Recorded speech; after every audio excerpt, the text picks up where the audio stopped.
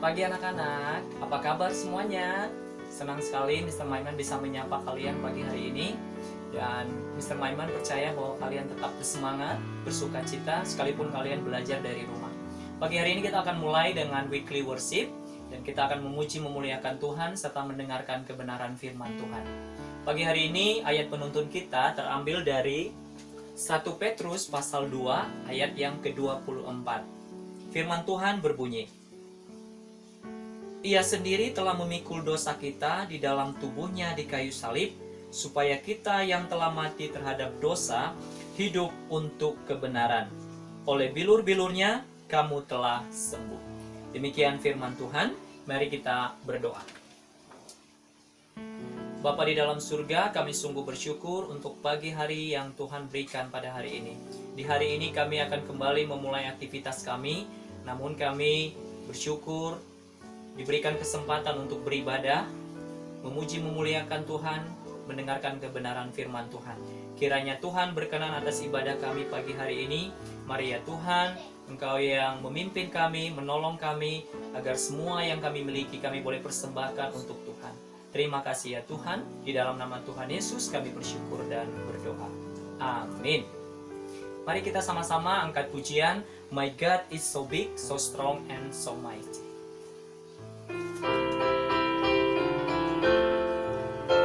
My God is so big, so strong and so mighty. There is nothing my God cannot do. Oh oh, my God is so big, so strong and so mighty. There is nothing my God cannot do. Oh oh, the rivers are His, the mountains are His, the stars are His handiworks too. My God is so big, so strong and so mighty. There is nothing my God cannot do. Oh oh, my God is so big, so strong and so mighty. There is nothing my God cannot do. Oh oh, my God is so big, so strong and so mighty. There is nothing my God cannot do. Oh oh, the rivers are His, the mountains are His, the stars are His handiworks too. My God is so big, so strong and so mighty. There is nothing my God cannot do. Oh oh. Oke anak-anak, saatnya kita akan mendengarkan kebenaran firman Tuhan. Mari kita siapkan hati dan pikiran kita untuk mendengarkan kebenaran firman Tuhan. Hari ini firman Tuhan akan disampaikan oleh Miss Meta. Selamat mendengarkan. Selamat pagi anak-anak, apa kabar semuanya? Miss Meta senang sekali kita masih bisa bertemu walaupun kita tidak bisa bertemu dengan langsung ya. Miss Meta selalu mendoakan kalian, semoga kalian di rumah dalam keadaan sehat. Seperti Miss Meta juga dalam keadaan sehat pagi hari ini. Baik anak-anak, kita bersyukur karena pagi ini kita akan kembali mendapatkan berkat rohani yang sudah Tuhan siapkan. Tapi sebelumnya, mari kita berdoa terlebih dahulu. Bapa, kami bersyukur untuk pagi hari ini. Terima kasih karena kebaikan Tuhan. Engkau yang selalu memelihara kehidupan kami sehingga kami boleh ada sampai saat ini. Terima kasih Tuhan karena pagi ini kami boleh kembali akan mendengarkan firman Tuhan. Bapa memberkati firman ini supaya kami dapat mengerti Tuhan apa yang Tuhan inginkan dalam kehidupan kami. Berkati setiap anak-anak yang akan mendengarkan firman Tuhan agar mereka bisa duduk tenang, mereka dapat memahami akan firman-Mu, bahkan terlebih mereka dapat lakukan dalam kehidupan mereka. Berkati hamba juga Tuhan, dengan keterbatasan hamba, mari Tuhan tolong hamba, pakai hamba, sehingga sungguh apa yang hamba sampaikan dari mulut bibir hamba itu hanya perkataan Tuhan saja. Urapi mulut bibir hamba dan terlebih dahulu Tuhan ampuni akan setiap dosa-dosa hamba. Terima kasih Tuhan, kami menyerahkan waktu ini dari awal sampai akhir. Engkau yang memimpin, Engkau berhadirat. Terpujilah namamu, haleluya, amin. Baik anak-anak, mari kita akan membuka firman Tuhan. Alkitab kita dari Lukas 5 ayat 17b. Ya, kita buka ya. Yuk kita sama-sama membaca. Kuasa Tuhan menyertai dia sehingga ia dapat menyembuhkan orang sakit. Sekali lagi, Lukas 5 ayat 17b. Kuasa Tuhan menyertai dia sehingga ia dapat menyembuhkan orang sakit. Puji Tuhan. Nah, anak-anak, misalnya mau bertanya sama kalian, siapa ya di sini yang pernah mengalami sakit? Ya, pasti semua orang pernah mengalami sakit. Ada yang sakit flu, ada sakit batuk, ada sakit mungkin telinganya, sakit mata, bahkan mungkin ada yang sakit-sakit yang lebih parah lagi. Miss Meta pernah sakit juga, bahkan Miss Meta pernah sampai diopname dan Miss Meta harus sampai melakukan operasi. Kita semua pernah mengalami sakit. Pertanyaan kedua, kalau kita dalam keadaan sakit, bagaimana perasaan kita? Tentu kita akan sedih, kita cemas, kita takut, kita khawatir. Mungkin kita merasa bosan. Mengapa takut dan khawatir? Ya, mungkin orang akan takut begini yang menderita sakit. Waduh, apakah sakitku ini parah? Aduh, kapan aku bisa sembuh?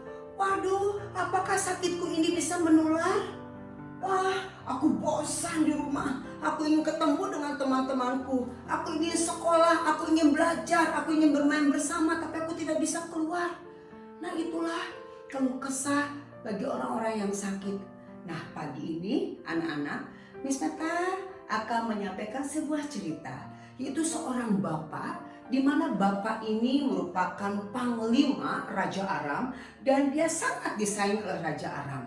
Ya, bapak ini suatu hari sakit. Sakit apa?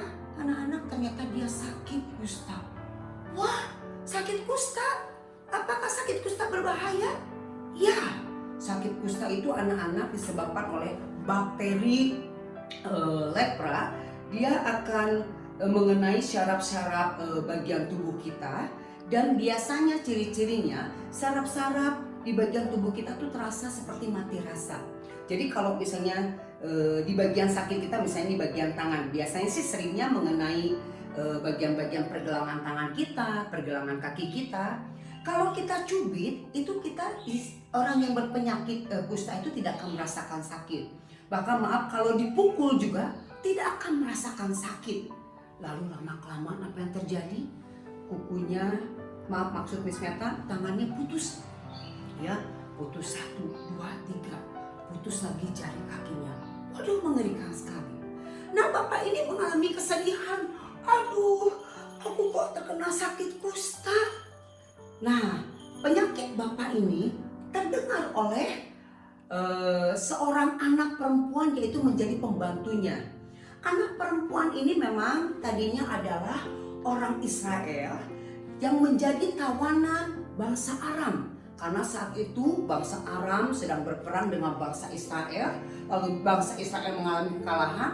Maka perempuan ini, anak ini dijadikan tawanan. Nah, oleh bapak ini dijadikan pembantu di rumahnya. Jadi pembantu istrinya. Nah, anak ini lalu berkata kepada istri bapak ini, Bu, padahal bapak ini dibawa saja sana ke Samaria. Di sana ada seorang nabi yang bisa menyembuhkan. Pasti bapak akan sembuh, pasti Tuhan akan sembuh.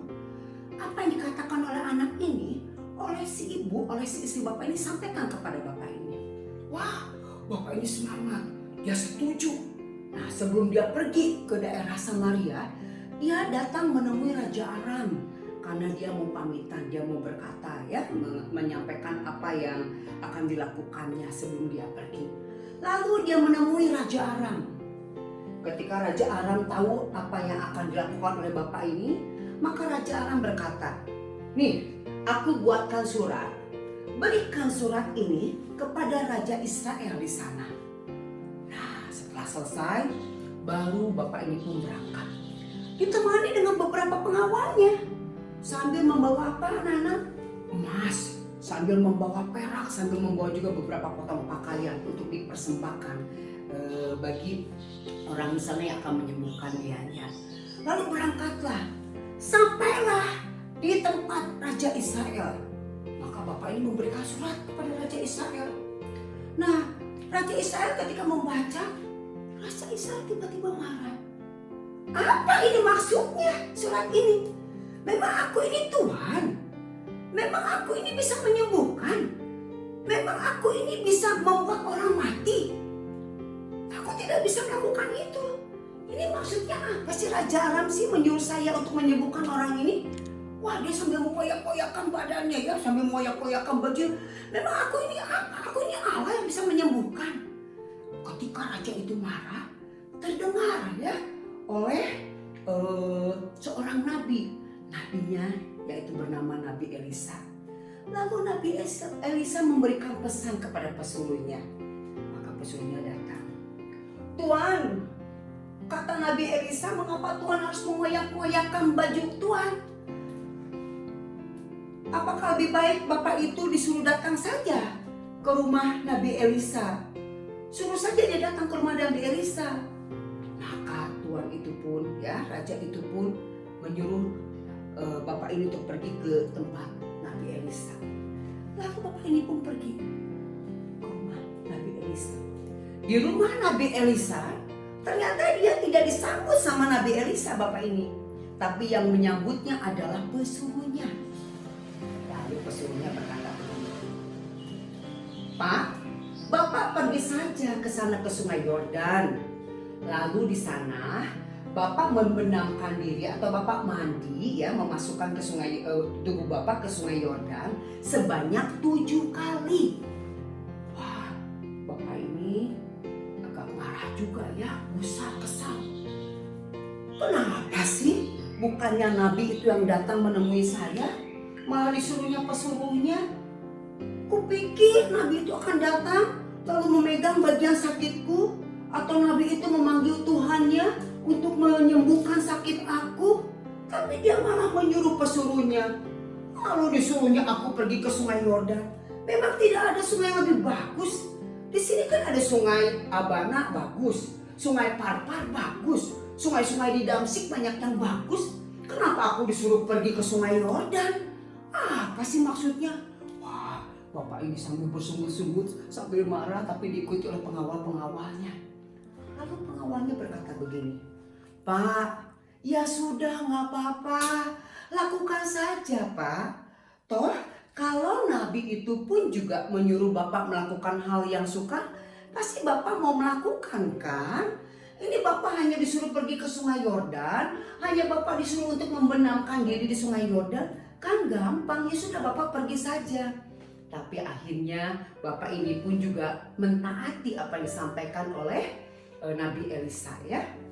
Lalu Bapak ini pergi, tibalah di Sungai Yordan. Nah, di Sungai Yordan mulai dia membenamkan diri di Sungai Yordan. Yuk kita hitung sama-sama yuk. 1, membenamkan diri lagi. 2, lalu 3, 4, 5, 6 sampai 7. Keluar. Apa yang terjadi anak-anak? Bapak ini tahir. Tahir itu sehat anak-anak. Bapak ini sembuh. Puji Tuhan. Lalu kulit Bapak ini ya, Bapak itu ya seperti kulit anak-anak. Kalau kulit anak-anak kan masih bagus, masih lembut begitu ya. Karena tidak terlalu banyak terkena sinar matahari begitu ya. Tidak seperti kulit Miss Meta yang aduh hitam ya, tapi nggak apa-apa lah, puji Tuhan. Ya, Bapak ini kulitnya jadi seperti anak-anak. Wah, dia senang sekali. Nah, setelah tahu bahwa Bapak ini sehat, apa yang lakukan Bapak ini? Dia kembali anak-anak ke tempat Nabi Elisa. Dia pergi lagi. Mau apa anak-anak? Ternyata di tempat Nabi Elisa, dia mau memberikan persembahan yang dia bawa. Dia bawa emas, dia bawa perak, dia bawa pakaian-pakaian, dia berikan. Ini sebagai ungkapan terima kasih dia berikan kepada Nabi Elisa. Tapi apa yang disampaikan Nabi Elisa? Wah, demi Tuhan yang besar, demi Tuhan yang hidup, aku tidak berhak mendapatkan semuanya ini. Aku hanya seorang pelayan. Mengapa dia mengatakan begitu anak-anak? Karena Nabi Elisa tahu bahwa yang menyembuhkan itu adalah bukan Nabi Elisa, tapi Tuhan Allah Bapa yang menyembuhkan, yang sudah menjamah Bapak ini. Akhirnya Bapak ini pun pulang. Ya, anak-anak, dari cerita ini kita bisa melihat ya, ada 3 sikap yang kita patut contoh ya, teladani dari Bapak ini. Apa yang pertama? 1, Bapak ini punya percaya yang kuat. ketika dia mendengar bahwa seorang anak tawanannya, anak perempuan, anak-anak loh, mengatakan supaya dia pergi ke Samaria, dia lakukan betul. Dia pergi, itu pertama, karena dia percaya di sana pasti aku akan sembuh, itu pertama. Lalu yang kedua, dia taat. Dia pergi ke sana, ya itu termasuk ketaatan juga loh. Lalu yang keduanya, walaupun dia disuruh ke Sungai Yordan, lalu dia sambil bersungut-sungut, dia marah-marah, tapi dia tetap lakukan, betul? Dan bahkan dia juga taat apa yang disampaikan pengawalnya, udah Pak, pergi saja, dia lakukan. Itu yang kedua. Lalu yang ketiga, dia mengucap syukur. Dia tahu dia sudah sembuh, dia kembali lagi untuk mengucapkan apa? Terima kasih, sambil memberikan persembahannya. Memang walaupun persembahannya tidak terima, tapi dia masih mengucapkan terima kasih. Itulah 3 sikap yang patut kita contoh anak-anak. Setiap kita mungkin pernah sakit, atau kita mungkin dalam keadaan sakit.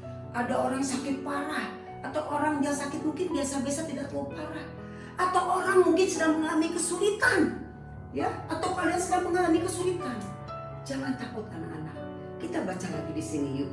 Lukas 5 ayat 17b. Kuasa Tuhan menyertai dia sehingga ia dapat menyembuhkan orang sakit. Dia itu artinya Yesus. Kuasa Tuhan menyertai Yesus sehingga ia dapat menyembuhkan orang sakit. Ya. Tuhan dapat memakai Yesus ketika Tuhan Yesus ada di bumi untuk menyembuhkan orang-orang yang sakit. Kita sudah lihat baca di firman Tuhan bagaimana mujizat-mujizat yang Tuhan Yesus lakukan. Nah, kita juga harus punya iman percaya. Kita percaya bahwa Tuhan Yesus akan menyembuhkan kita. Coba Nisata mau tanya dulu, siapa Bapak ini? Ada yang tahu? Bapak ini adalah Bapak Naaman, seorang panglima Raja Aram yang sangat dikasihi Raja Aram. Wah, dia sangat bersyukur. Nah, anak-anak dalam kehidupan kita ketika kita mengalami kesulitan, kita harus punya satu, percaya Tuhan akan sanggup menolong. Ya, sebab dia berkuasa atas hidup kita. Dia berkuasa juga, Tuhan berkuasa atas sakit kita. Jadi kalau Tuhan kita sakit apapun juga, dia berkuasa untuk menyembuhkan kita. Dia juga berkuasa juga untuk selalu menolong kita di dalam kehidupan kita. Anak harus percaya. Kedua, taat. Ya, ketika kita sakit misalnya, dulu mungkin Tuhan pakai Nabi Elisa, yaitu dengan menyuruh Bapak Naaman ini pergi ke sungai untuk mandi. Nah, kalau sekarang Tuhan pakai para dokter, ya, untuk mengobati kita yang sedang sakit. Lalu dokter kasih perintah, minum obat ya, sehari 3 kali, jangan terlambat, habiskan obatnya, beristirahat, banyak makan makanan yang bergizi. Nah, kita lakukan. Nah, akhirnya kita jadi sembuh. Jangan seperti begini anak-anak ya, kita kesembuhan dari Tuhan, tapi kita tidak bisa menjaga kebersihan kita. Kita tidak bisa menjaga kesehatan kita. Itu juga tidak bisa. Sama seperti begini, ketika kita sedang ujian, Tuhan tolong supaya saya bisa mengerjakan ujian ini, tapi kita tidak belajar, ya bagaimana kita bisa mengerjakan? Lalu nilai kita ya tetap jelek, ya kan? Nah, jadi selain kita juga berdoa, kita juga harus berusaha. Nah, kalau kita sedang sakit, apa? Ya, jaga kesehatan kita, makan makanan bergizi, minum obat-obatan yang diminta. Sekarang sedang marak ya, sedang maraknya COVID-19, betul? Nah, lalu orang-orang disuruh istirahat di rumah karena virus-virusnya cukup mudah untuk menularkan kepada orang-orang ya. Virusnya cukup kuat untuk bisa menularkan kepada orang-orang. Lalu Tuhan memakai pemerintah, Tuhan memakai presiden untuk apa? Mengumumkan kalian para warga harus beristirahat di rumah, lockdown dulu. Nah, kita patuhi. Jangan kita so jago kita keluar. Tidak, aku akan kuat aja. Kita terkena ya tidak bisa juga. Jadi, nah kita harus taat yang kedua. Yang ketiga, ketika kita sudah ditolong, jangan lupa katakan terima kasih. Tuhan sudah pelihara kita sampai saat ini. Jangan lupa katakan terima kasih Tuhan. Engkau baik. Engkau sudah menolong kami. Saya sakit bisa sembuh, Tuhan sudah jamah saya. Terima kasih Tuhan. Tuhan kita paling suka kalau dipuji dan disembah. Ya, ketika kita menolong orang lain mengatakan juga terima kasih kepada kita, pasti kita kan udah senang sekali. Dia mengatakan terima kasih. Nah itu, jadi ingat ada 3 ya. Percaya kepada Tuhan, Tuhan akan sanggup menolong kalian. 2, taat lakukan apa yang diperintahkan. Taat melakukan firman Tuhan. Ya. Yang ketiga, jangan lupa mengucap syukur, mengatakan terima kasih kepadanya. Amin. Ya, anak-anak kalau ingin lebih lagi jelas untuk membaca tentang Panglima Naaman ini, kalian bisa membuka 2 Raja-Raja 5, ya, 2 Raja-Raja 5 ayat 1 sampai 16. Demikian firman Tuhan, semoga menjadi berkat. Mari kita akan berdoa bersama. Bapak, kami bersyukur, berterima kasih untuk firman pagi hari ini. Terima kasih karena kami punya Tuhan yang hebat, Tuhan yang menguasai hidup kami, Tuhan yang selalu menolong kami, bahkan Tuhan yang mengetahui akan kesulitan, kedalaman hati kami juga Tuhan. Dan kami bersyukur karena firman Tuhan selalu mengingatkan, ketika kami mengalami kesulitan, ketika kami mengalami sakit penyakit, kami bisa datang kepada Engkau sebab Engkau sanggup menyembuhkan sakit penyakit kami. Dan itu terjadi kepada Bapak Naaman Tuhan. Dan itu juga berlaku atas kehidupan kami sampai saat ini Tuhan. Terima kasih ya Tuhan Yesus, ajar kami untuk tetap setia. Ajar kami untuk tetap percaya kepada Engkau, Allah yang hebat, Allah yang dahsyat, Allah yang penuh kuasa atas kehidupan kami. Dan ajar kami juga Tuhan untuk kami tetap taat kepadamu, melakukan firman-Mu. Dan ingatkan kami juga Tuhan untuk kami tetap mengucap syukur atas setiap kebaikan Tuhan. Terima kasih Bapak untuk pagi, untuk berkat Tuhan. Kami ingin menjadi anak-anak sebagai pelaku-pelaku firman-Mu Tuhan. Berkati pemerintahan kami yang sedang mengalami kesedihan Tuhan karena virus corona yang terjadi. Tuhan tolong pemerintahan kami, Presiden, para menteri, semua jajaran pemerintahan Tuhan yang sedang membantu mengatasi corona ini Tuhan, COVID-19, agar semua boleh terselesaikan dengan baik Tuhan. Tuhan tolong juga berikan kekuatan penghiburan bagi orang-orang yang saat ini terbaring sakit karena terkena virus corona. Dan juga Tuhan berkati para medis Tuhan, dokter, mungkin suster-suster yang sedang menangani para pasien COVID-19. Tuhan tolong lawat bangsa kami agar Tuhan kembali pulihkan bangsa kami. Kami semua umat-umat-Mu tetap diberikan perlindungan daripada Tuhan.